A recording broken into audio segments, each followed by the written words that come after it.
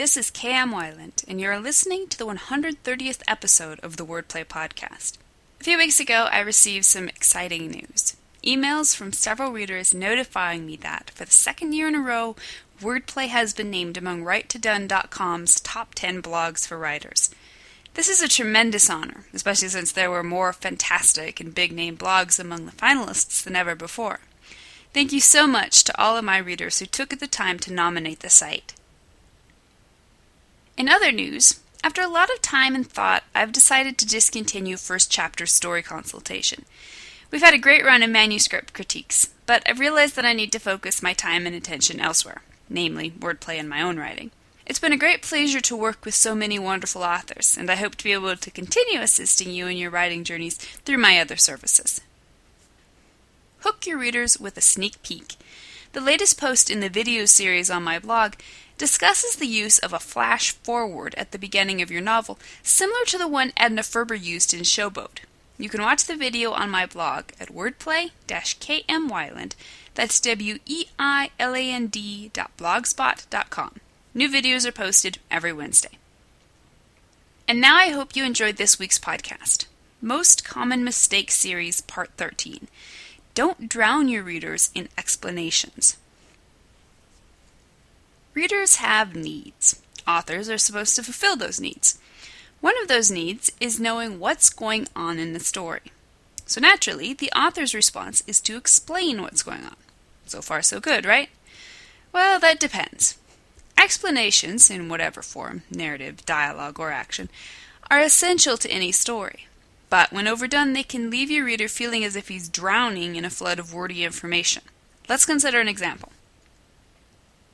Too much explanation. Angie walked into the grocery store. At the door stood the old guy who was responsible for handing out carts, stamping stickers on return items, and guarding the exit from potential shoplifters. All the kids knew better than to mess with him. A few years ago, he tackled the star fullback on the high school team just because he thought he looked guilty. He wasn't. He'd only come in to buy a pack of gum. Angie passed the first checkout stand, abode of Mountain Dew-swilling Mrs. Walker, and offered a little wave in return to Mrs. Walker's energetic one. "Hi there," Angie said, and kept walking. She wasn't in the mood to listen to Mrs. Walker's latest bit of scandalous gossip. The last time she'd stopped, she'd had to listen for nearly an hour to whispers about balding banker Horace Wallace supposedly stealing money out of his own vault. She didn't have an hour to spare today. She was on a mission to save the stock boy, her best friend Rupert, from flunking math after missing another class. So what do we have in this paragraph?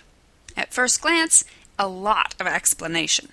None of our explaining here is essentially bad, but since the mean door guard, Mrs. Walker's gossip, and the possibly compromised bank never show up in the story again, our explanations of the grocery store don't move the story forward. In fact, all this extraneous info becomes a murky slough that the reader has to slog through to find the truly pertinent info.